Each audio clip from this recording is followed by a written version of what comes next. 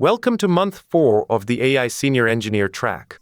Over the past 3 months, you have built a solid foundation in working with LLMs through prompt engineering and retrieval-augmented generation.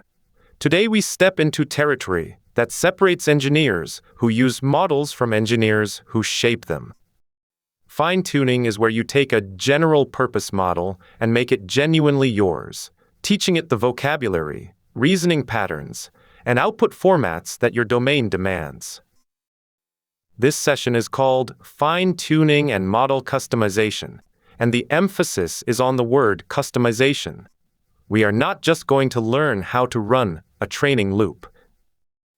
You will learn when fine-tuning is the right investment, how to prepare data that actually moves the needle, how LoRA and QLoRA make this accessible on reasonable hardware, and how to evaluate whether your fine-tuned model justifies its cost in production. By the end, you will have hands-on experience fine-tuning a model for legal contract extraction and a framework for making these decisions on your own projects. The session covers 4 major areas. First, the decision framework, when to fine-tune versus when prompt engineering or RAG is the better answer. Second, a deep dive into LoRA, QLoRA, and training data preparation. Third, hands-on fine-tuning for the Legal Edge AI Challenge. Fourth, evaluation, deployment architecture, and cost analysis. Let us get started. Here is how the 4 hours break down. The first hour tackles the decision framework. This is arguably the most important section, because the biggest mistake teams make with fine-tuning is doing it when they should not. We will build a rigorous decision matrix comparing prompt engineering, RAG, and fine-tuning across 6 criteria, then apply it to a real case study. The second hour gets technical. We will do a deep dive into LoRA and QLoRA, the parameter-efficient fine-tuning techniques that have democratized model customization. We will cover training data formats for both Azure OpenAI and Hugging Face, walk through hyperparameter selection, and discuss the common pitfalls that derail training runs. The third hour is pure hands-on. You will fine-tune a model for the Legal Edge AI Contract Extraction Challenge. The dataset has 500 annotated legal contracts, and the goal is to beat 85% extraction accuracy, up from roughly 60% with the base model and prompting alone. The fourth hour brings it all together. Evaluation metrics, comparing the fine-tuned model against the baseline, deployment architecture on Azure, A/B testing strategies, and a thorough cost analysis. You will come away with not just a trained model, but a deployment plan you could present to your engineering lead. Let me set clear expectations for what you will be able to do by the end of this session. These are not aspirational goals, they are measurable outcomes. First, you will be able to apply a structured decision framework to choose between prompt engineering, RAG, and fine-tuning for any given use case. This means you can walk into a design review and articulate why fine-tuning is, or is not the right approach with concrete criteria rather than gut feeling. Second, you will implement fine-tuning workflows using LoRA and QLoRA, not just conceptually. You will write the code, configure the hyperparameters, and run a training job. Third, you will prepare and validate training datasets for supervised fine-tuning. Data preparation is where most fine-tuning projects succeed or fail, and we will treat it with the rigor it deserves. You will understand both the Azure OpenAI SONL format and the Hugging Face instruction format. Fourth, you will evaluate fine-tuned models using task-specific metrics. Not just training loss, but field-level precision and recall, exact match rates, perplexity, and critically, comparison against the base model to quantify the actual improvement. Fifth, you will plan deployment and management of fine-tuned models with realistic cost analysis. This includes Azure ML managed endpoints, A/B testing, monitoring, and total cost of ownership projections. The cost analysis is what turns a cool experiment into a production investment. Before diving into fine-tuning techniques, let us establish where fine-tuning sits in the broader toolkit. Think of model customization as a spectrum with three major waypoints. On the left, prompt engineering. This is where you started in month 1. You craft instructions, provide few-shot examples, use chain-of-thought prompting. It is fast, requires no training, and costs are purely at inference time. For general tasks and prototyping, this is your go-to. The limitation is that you are working within the model's existing knowledge and capabilities. You are steering, not teaching. In the middle, RAG, what you built in month 3. You augment the model with retrieved knowledge at query time. This is powerful for knowledge-intensive tasks, where the information changes frequently. The model does not need to memorize your knowledge base. It reads it on the fly. But RAG adds latency, requires a retrieval infrastructure, and does not change the model's fundamental behavior or output style. On the right, fine-tuning. This is where you actually modify the model's weights to learn new behaviors. The model internalizes domain vocabulary, output formats, and reasoning patterns. The result is higher accuracy, more efficient inference because you do not need long prompts or retrieval, and consistent behavior. The trade-off is upfront cost, data preparation, training compute, and ongoing maintenance. Here is the key insight to internalize. Start with prompt engineering, add RAG for knowledge, fine-tune for specialized behavior. This is not a hierarchy where fine-tuning is always better. It is a progression where each tool has its sweet spot. Many teams skip straight to fine-tuning when prompt engineering with good examples would have gotten them 80% of the way there. You can also combine approaches.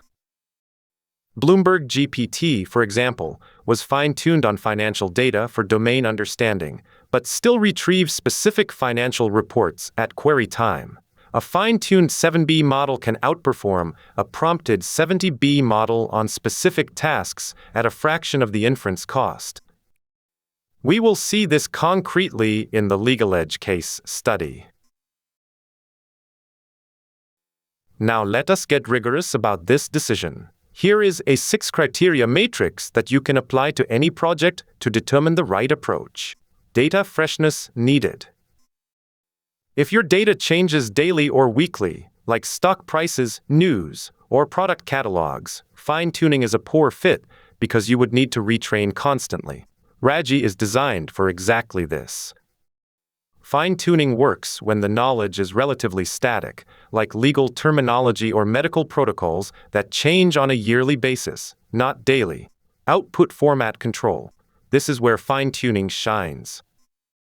If you need the model to consistently output well-formed JSON with specific field names, or follow a precise template, fine-tuning bakes that behavior into the weights. Prompt engineering gives you limited control, with the model following your format, maybe 70% of the time. Fine-tuning pushes that to 95% or higher. Domain vocabulary. Prompt engineering uses generic vocabulary. RAG retrieves relevant terms, but the model may still struggle with usage. Fine-tuning teaches the model to use terms like force majeure, indemnification, or material adverse change correctly and in context. Setup complexity. Prompt engineering takes minutes. RAG takes days to set up the retrieval pipeline, embedding store, and chunking strategy. Fine-tuning takes days to weeks for data preparation and training. Be honest about this when planning timelines. Per query cost. This is counterintuitive. Prompt engineering has higher per query costs because you need long prompts with examples and instructions. RAG adds retrieval costs. A fine-tuned model can use shorter prompts and smaller models, resulting in lower per query costs. The cost shifts from inference to upfront training. Accuracy ceiling. With prompt engineering on a general model, you typically hit a ceiling around 70% for specialized tasks. LoRA can push you to around 80% by providing relevant context. Fine-tuning breaks through to 90% or higher because the model has internalized the task. These numbers are generalized from published benchmarks and industry experience. Bloomberg GPT showed 20 to 30 percentage point improvements over prompted GPT-4 on financial tasks. MedPalm 2 showed similar gains in medical QA. Your specific numbers will depend on the task and data quality.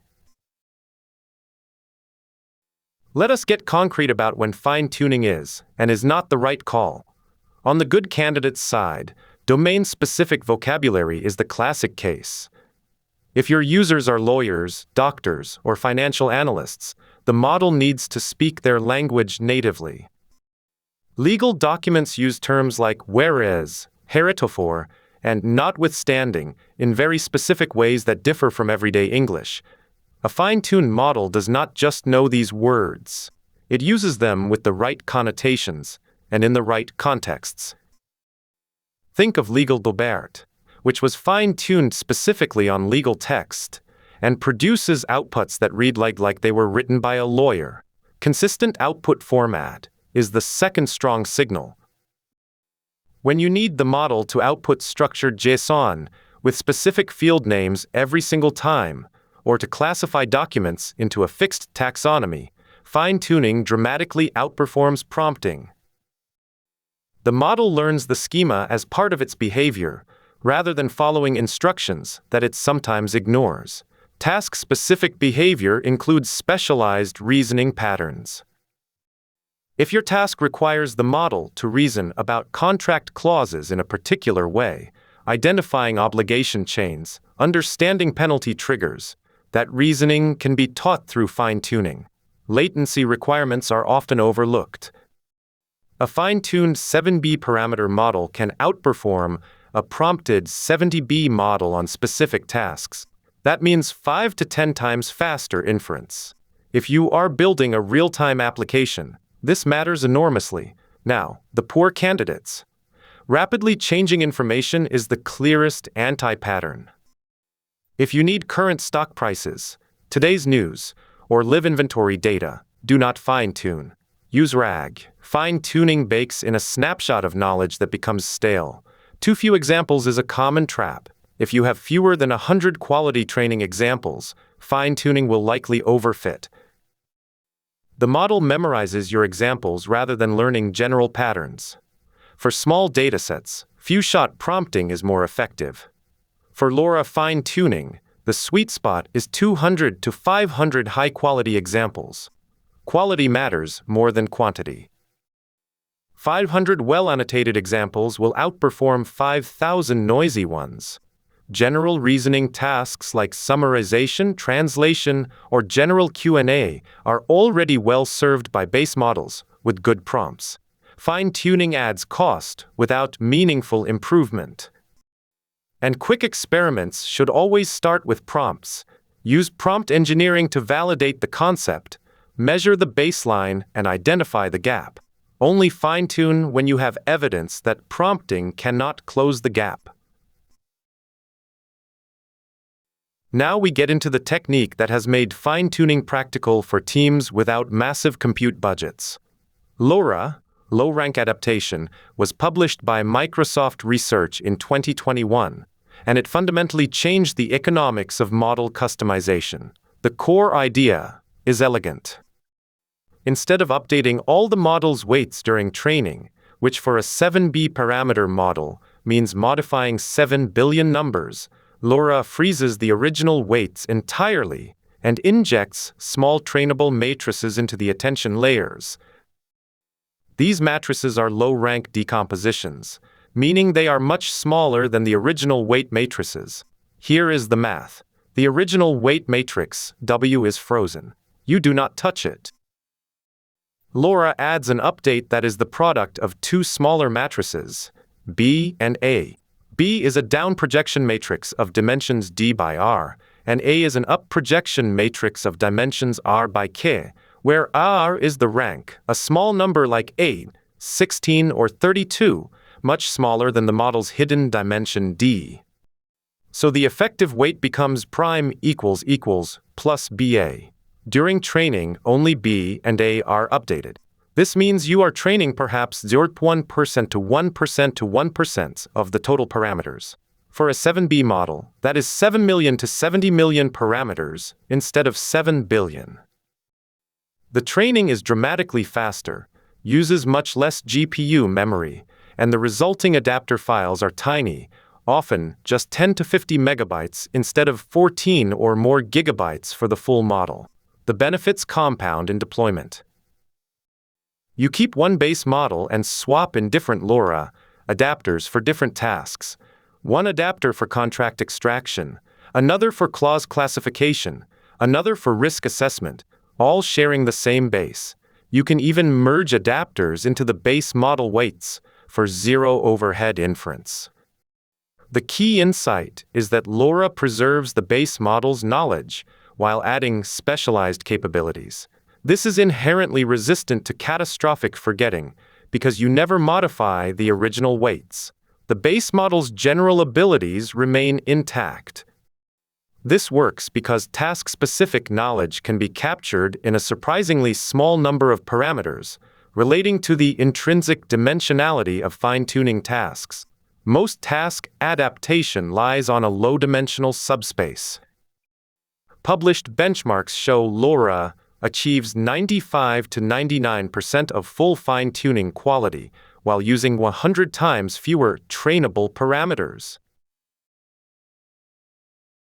QLoRA takes LoRa one step further by addressing the memory bottleneck. Even with LoRa, you still need to load the full base model into GPU memory, and a 7B model in FP16 takes about 14 gigabytes of VRAM. A 65B model takes over 130 gigabytes. QLoRa's breakthrough is quantizing the base model to 4-bit precision before applying LoRa adapters. Here is how it works in 3 steps. Step 1. Quantize the base model to 4-bit using the NF4 format, normal float 4-bit, which is optimized for the weight distributions you typically see in neural networks. This reduces the 14 gigabytes 7B model to roughly 3.5 gigabytes. Step 2. Apply LoRa adapters on top of the quantized weights, exactly as in standard LoRa. Step 3. Train only the adapter parameters in full precision, FP16 or BF16, while the base model stays in 4-bit.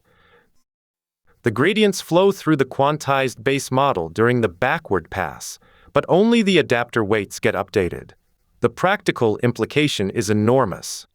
QLoRa enables fine-tuning a 65B plus parameter model on a single consumer GPU. A model that would normally require 130 gigabytes of VRAM can be fine-tuned with under 24 gigabytes. This democratized fine-tuning in a way that few other innovations have. This is why you can fine-tune a 7B model on a single RTX 4090 or an A140GB. 3 years ago, this required a cluster. Let me quickly walk through the quantization formats you should know. FP16 is 16-bit floating point, the standard for training and inference. INT8 is 8-bit integer quantization, used primarily for inference optimization. NF4 is the 4-bit normalized float used by QLoRa, specifically designed for the typical weight distributions in transformers. GPTQ is another 4-bit format optimized for fast inference. And GGUF is a mixed precision format used by Llama.cpp for CPU inference, useful for edge deployment. The QLoRa paper by Detmers and colleagues in 2023 showed that 4-bit QLoRa fine-tuning matches 16-bit full fine-tuning performance on multiple benchmarks. The key is that the adapter weights remain in full precision. Quantization only affects the frozen base model, and the low-rank adapter compensates for any quantization artifacts. For deployment, you can also fine-tune in FP16 for maximum quality, and then quantize the merged model to INT8 or 4-bit for inference, giving you the best of both worlds. We have talked about the algorithms. Now let us talk about what actually determines success or failure: your training data. Teams often spend weeks optimizing hyperparameters when the real problem is their data quality. Data preparation is not the glamorous part of fine-tuning, but it is the most impactful. You need to understand two primary formats. The Azure OpenAI format uses JSON, one JSON object per line. Each object contains a messages array with 3 entries, a system message that sets the model's persona, a user message with the input, and an assistant message with the expected output. This is the chat completion format that Azure OpenAI fine-tuning requires. The system message stays consistent across examples, defining the task. The user message contains the input data, and the assistant message is the gold standard output you want the model to learn. The Hugging Face format uses an instruction input-output structure. The instruction describes what to do, the input provides the data, and the output is the expected result. Both formats accomplish the same thing. Choose based on your deployment target. Azure OpenAI format for Azure deployment, Hugging Face format for open-source model training. Now, the data quality rules are non-negotiable. First, all examples must be validated. Every JSON must parse, every field must be present, every value must be correct. A single malformed example can corrupt training. Second, balanced distribution. If 90% of your contracts are NDAs and 10% are service agreements, the model will be great at NDAs and terrible at service agreements. Balance your dataset, or oversample underrepresented categories. Third, diverse formats. Include contracts with different date formats, different clause structures, different naming conventions. The model needs to generalize, not memorize. Fourth, 500 or more examples recommended. You can start with 200 for initial experiments, but plan for 500 or more for production quality results. For handling long contracts that exceed the max token limit, break them into sections that fit within the max sequence length. Each chunk becomes a separate training example. Alternatively, focus training on the sections most likely to contain the target information. Hyperparameters are the knobs you turn during training.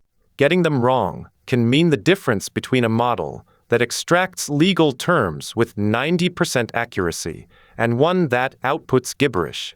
Let me walk through each one with practical guidance. Learning rate is the most sensitive parameter. For full fine-tuning, use Y5 to Phi-E5, very small steps because you are modifying the entire model and do not want to destroy existing knowledge. For LoRA, you can be more aggressive. E4 to Phi-E4. The adapter weights are initialized randomly, so they need larger updates to learn meaningful patterns. If your training loss is not decreasing, your learning rate is too low. If it is oscillating wildly or diverging, it is too high. This is the most common pitfall. Batch size depends on your GPU memory. Larger batches give more stable gradients, but require more memory. If you cannot fit batch size 32 in memory, use gradient accumulation. A batch size of 4 with gradient accumulation of 4 gives an effective BEV batch size of 16, same gradient quality, less memory. Epochs. 1 to 5 for fine-tuning, with 3 being the sweet spot for most tasks. More epochs means more passes through the training data, which risks overfitting. The model memorizes examples instead of learning patterns. Monitor your validation loss. When it starts increasing while training loss continues decreasing, you are overfitting. Stop. LoRA rank controls the capacity of the adapter. Higher rank means more trainable parameters and more capacity to learn complex patterns, but also slower training and higher memory usage. Start with 16. Go to 32 or 64 if your validation accuracy plateaus and you suspect the adapter lacks capacity. LoRA alpha is the scaling factor, typically set to twice the rank. So R equals 16 means alpha equals 32. This controls how much the LoRa update influences the final output. Higher alpha gives the adapter more influence over the base model. Warm-up steps gradually increase the learning rate from 0 to the target over the first M steps.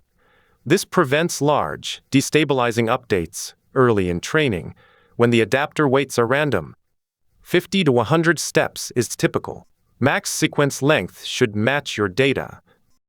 For legal contracts, 2048 tokens covers most contracts. Going higher uses more memory, per example. Going lower truncates long contracts. The recommended starting recipe is R equals 16, alpha equals 32, learning rate equals 2e4. Experiment from this baseline. If you are using Azure OpenAI fine-tuning, Azure exposes 3 parameters: M epochs, batch size, and learning rate multiplier. Start with multiplier 1.0 and 3 epochs. Azure handles the rest internally. Let us put the decision framework into practice with a concrete case study. LegalEdge AI is a fictitious but realistic company that needs to extract structured information from legal contracts at scale. This is the scenario you will work on during the hands-on portion, so pay close attention to the requirements. The business problem is clear: extract structured information from legal contracts. Base model plus prompting achieves only about 60% accuracy, and the business needs at least 85% for production deployment. That 25 percentage point gap is the reason we are fine-tuning. Prompt engineering has hit its ceiling. RAG will not help here, because the problem is not about retrieving knowledge. The model has the contract text right in front of it. The problem is about teaching the model how to parse legal language and produce structured output consistently. The extraction fields are: parties, the company names involved; effective date, when the contract starts; term duration, how long the contract lasts; obligations, key responsibilities of each party; and penalties, financial consequences for breach. Each field has different extraction difficulty. Dates are relatively easy because they follow recognizable patterns. Parties are moderately hard because company names can be complex. Obligations and penalties are the hardest because they require understanding legal clauses and extracting semantic meaning. The success criteria are deliberately concrete. Field accuracy of 85% or higher, measured on a held-out test set, not the training data. Training must complete within 3 epochs to prevent overfitting and keep costs manageable. Inference latency under 2 seconds at P95, so the model is fast enough for a production API. And total fine-tuning cost under $50, proving that this is economically viable. The dataset is 500 annotated legal contracts, split 450-50 for train validation test in JSON format. This is a realistic dataset size for a specialized fine-tuning task. Here is the end-to-end training pipeline that takes you from raw contracts to a deployed model. Let me walk through each stage. You start with raw contracts, the actual legal documents. These go through data preparation to become a JSON dataset with system-assistant message triples. This is where the data quality rules we discussed earlier apply. Validate every example, check for balance, ensure diversity. The JSON dataset feeds into the tokenizer, which converts text to token IDs the model can process. Different models use different tokenizers, so always use the tokenizer that matches your base model. Then the tokenized data flows into the base model with LoRa adapters attached, and the SFT trainer manages the training loop. Forward passes, loss computation; backward passes, optimizer steps; and checkpointing. Libraries like Hugging Face TRL and Axolotl provide high-quality implementations that handle edge cases for you. After training, the model goes through evaluation on the held-out test set. If the metrics meet your criteria, you have your final model. If not, you iterate, adjust hyperparameters, augment data, or fix quality issues. For implementation, you have two options. Azure OpenAI is the recommended path for production. It is a managed fine-tuning API. You upload your JSON data, configure a few parameters, and Azure handles the infrastructure. Models available include GPT-4o Mini, which is fastest and cheapest, and GPT-4o. The training happens on Microsoft's infrastructure, and your fine-tuned model is deployed as a standard Azure OpenAI endpoint. For 400 training examples with 3 epochs using GPT-4o Mini, expect 30 to 60 minutes of training time. The local LoRA path uses Hugging Face transformers with the PEFT library. This gives you full control over the training process and works with open-source models like Mistral 7B and Alame 2. It requires a CUDA GPU with 16 GB or more of VRAM. This path gives you deeper understanding of the process and works with models you can deploy anywhere. Training a model is only half the job. The other half, arguably the more important half, is evaluating whether the model actually does what you need. Let us talk about the metrics that matter for different types of fine-tuning tasks.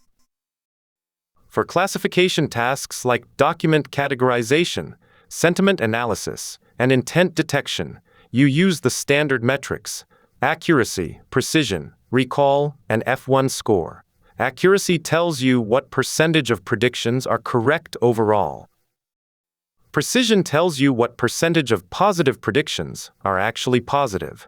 Recall tells you what percentage of actual positives you caught. F1 score is the harmonic mean of precision and recall, giving you a single number that balances both. Confusion matrix analysis is essential here. It shows you not just how often the model is wrong, but what it confuses with what. For extraction tasks, which is what the Legal Edge challenge involves, the metrics are more nuanced.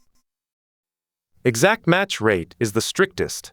Does the extracted value exactly match the ground truth? For party names, Acme Corp must match Acme Corp exactly. Partial match uses fuzzy matching, so if the model extracts Acme Corporation instead of Acme Corp, that is close but not exact. Field-level precision and recall measure how well the model does on each individual field. In the case study, we compute separate metrics for parties, dates, term duration, obligations, and penalties. For generation tasks like summarization, paraphrasing, and content creation, you use BLEU and ROGE for surface-level text similarity, BERT score for semantic similarity, which captures whether the meaning is the same even if the words differ, and human evaluation as the gold standard. Automated metrics are proxies. Human judgment is the ground truth. 2 model-specific metrics round out the picture. Perplexity measures how surprised the model is by the test data, where lower is better. A fine-tuned model should have much lower perplexity on domain data than the base model. Loss curves, training versus validation, are your real-time diagnostic during training. When validation loss diverges from training loss, you are overfitting. This is the payoff, the concrete evidence that fine-tuning works. Let me walk through these numbers because they tell a compelling story. Overall accuracy. The base model with prompting achieves 61.22%. The fine-tuned model achieves 86.4%. That is a 25.2 percentage point improvement. Not 25% relative improvement, but 25 actual percentage points. This crosses the 85% production threshold that the business requires. Inference time at P995, the base model takes 3.2 seconds because it needs a long prompt with instructions and examples. The fine-tuned model takes 1.8 seconds because the behavior is baked into the weights, requiring a much shorter prompt. That is a 44% latency reduction, bringing us well under the 2-second target. Cost per 1,000 contracts, $18.50 for the base model versus $9 to $12 for the fine-tuned model. A 50% cost reduction. The fine-tuned model uses fewer input tokens and produces more focused outputs. Now look at the field-level breakdown. Parties extraction jumps from 65% to 92%. The model learned to recognize company names in legal context, including subsidiaries, doing business as names, and multi-word entities. Date extraction goes from 70% to 94%. Obligations go from 52% to 78%, the hardest field because obligations are expressed in complex legal language. Penalties go from a similar baseline to 80%. Notice that obligations at 78% is still below the 85% per field target. This is a realistic outcome. Not every field will reach the same accuracy. The overall average of 86.4% meets the target, but the per-field analysis reveals where to focus next. Adding more training examples for obligations and penalties would likely close this gap. LoRA inherently mitigates catastrophic forgetting because the base weights are frozen, so the model retains its general capabilities while gaining these specialized ones. The combination of better accuracy, faster inference, and lower per-request cost addresses the three main concerns engineers have about fine-tuning. Does it work? Is it fast enough? And can we afford it? You have trained a model that meets your accuracy targets. Now, how do you get it into production? Let me walk through the recommended deployment architecture using Azure ML managed endpoints. The architecture follows a standard production API pattern. Clients send requests to an API gateway, which handles authentication, rate limiting, and request routing. The gateway forwards requests to an Azure ML managed endpoint, which hosts your fine-tuned model. The endpoint runs on an NC6 v3 GPU instance, an NVIDIA V100-based VM optimized for inference workloads. Autoscaling is configured from 1 to 5 instances based on traffic.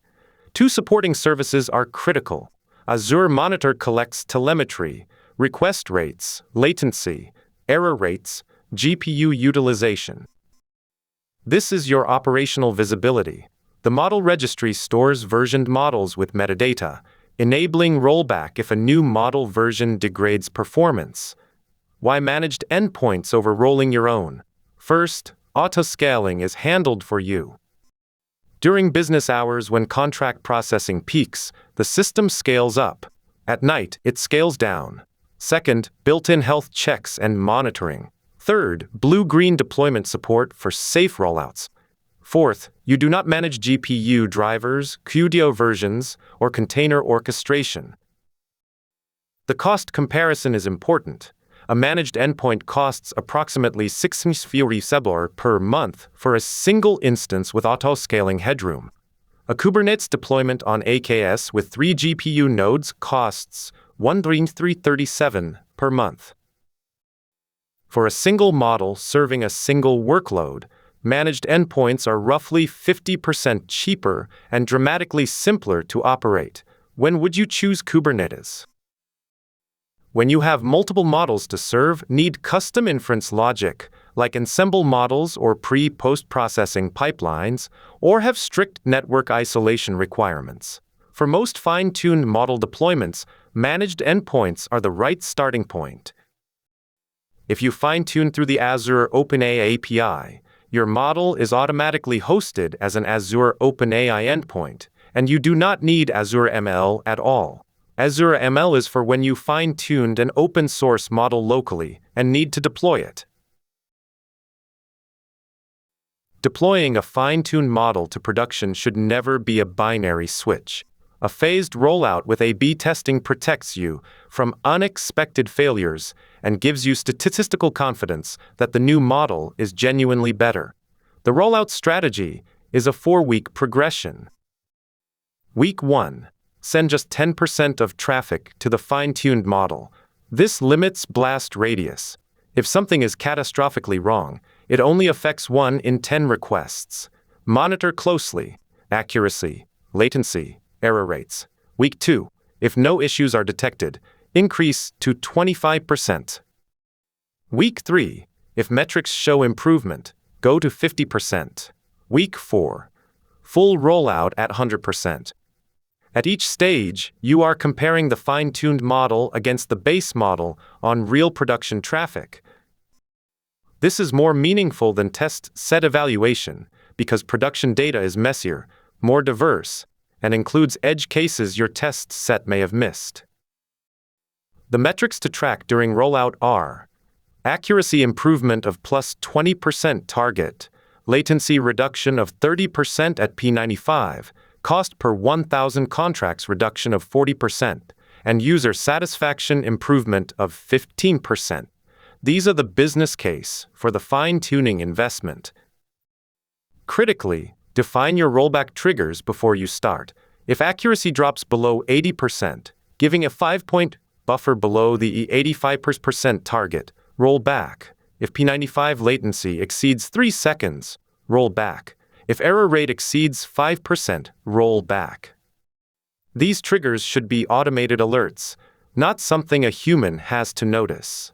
Configure Azure Monitor alerts that page the on-call engineer if any threshold is breached. The rollback procedure itself should be a one-click operation. Shift 100% of traffic back to the base model. Test this procedure before you start the rollout. The worst time to discover your rollback is broken is during an incident. Let us talk money. Fine-tuning is an investment, and like any investment, it needs to show a return. This section breaks down the costs so you can build a credible business case. Development costs are one-time. Data annotation is the biggest line item at $1,000 for 500 contracts, annotated at approximately $2 per contract. If you have domain experts in-house who can annotate, this cost drops significantly. GPU training is surprisingly cheap, $750 for 1.5 hours on an A100ers. If you use Azure OpenAI fine-tuning, the training cost is similar, a few dollars based on token volume. Testing costs roughly $50 in compute for evaluation runs. Total development cost, approximately $1.58. Infrastructure is the ongoing monthly cost. An Azure ML managed endpoint with one NC6 VV3 GPU instance costs $438 per month. Auto-scaling headroom for peak traffic adds $175. Monitoring API management and logging add another $60. Total, approximately $674 per month. This is the fixed cost regardless of volume. Inference cost is where the savings appear. The base model with long prompts costs $18.50 per 1,000 contracts. The fine-tuned model with shorter prompts costs $9.20. That is $930 saved per 1,000 contracts, a 50% reduction. At high volumes, this adds up fast. The ROI summary ties it together.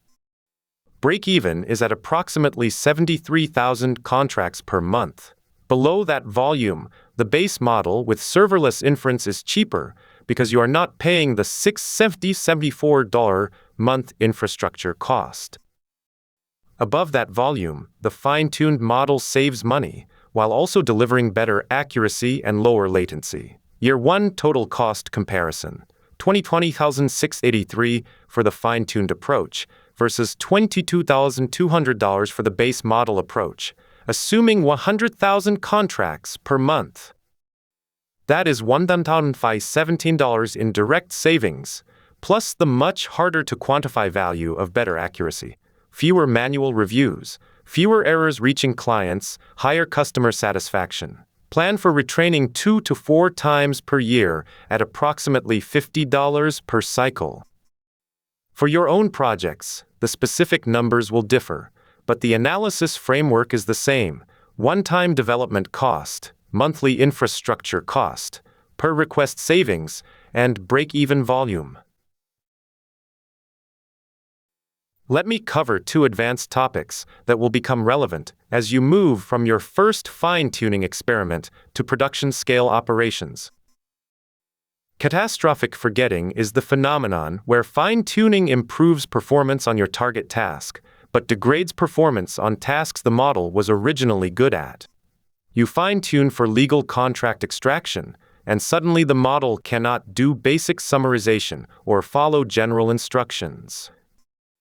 This happens because gradient updates that optimize for the new task can overwrite weights that were important for the original capabilities. 4 solutions, in increasing order of sophistication. Elastic weight consolidation, or EWC, identifies which weights are most important for the original tasks by measuring the Fisher information and penalizes changes to those weights during fine-tuning. This is mathematically principled, but computationally expensive. Knowledge distillation keeps the base model as a teacher and adds a loss term that keeps the fine-tuned model's outputs close to the teacher's outputs on a reference dataset. Multitask training mixes your target task data with general instruction following data during training, so the model maintains both capabilities. A common ratio is 90% target task data and 10% general instruction following data. And LoRA itself is a solution, because it freezes the base weights entirely. The original capabilities are preserved by construction. This is one of the strongest practical arguments for LoRA over full fine-tuning. Model merging is the second advanced topic. With LoRA, you can train multiple adapters for different tasks and combine them. Train one adapter for contract extraction, another for clause classification, a third for risk assessment. Load them on the same base model, and either switch between them dynamically or merge them into a single combined adapter. This is incredibly powerful for multitask systems. Note that LoRA adapters are specific to the base model they were trained on. You cannot merge an adapter trained on Mistral 7B with one trained on LaME 27B. Distributed training becomes relevant when your model or dataset outgrows a single GPU. Data parallelism splits batches across multiple GPUs, where each GPU processes a subset of the data and gradients are synchronized. Model parallelism splits the model itself across GPUs, with different layers on different devices. The Accelerate library from Hugging Face makes data parallelism straightforward. Model parallelism is needed for models that do not fit on a single GPU, like a LaME 270B. Let me leave you with 5 takeaways that capture the essence of what we covered today. Takeaway 1. Fine-tuning is the right choice when domain vocabulary and output format matter. Not always, not for everything, but for the specific scenario where you need specialized behavior that prompting and RAG cannot achieve. You now have a decision framework to make this determination rigorously. Takeaway 2. LoRA makes fine-tuning accessible. By training only 0.1% of parameters, you get massive impact with minimal compute. QLoRA takes this further by enabling fine-tuning of large models on single GPUs. This is no longer a technique reserved for teams with GPU clusters. Any engineer with a decent GPU or an Azure subscription can fine-tune a model. Takeaway 3.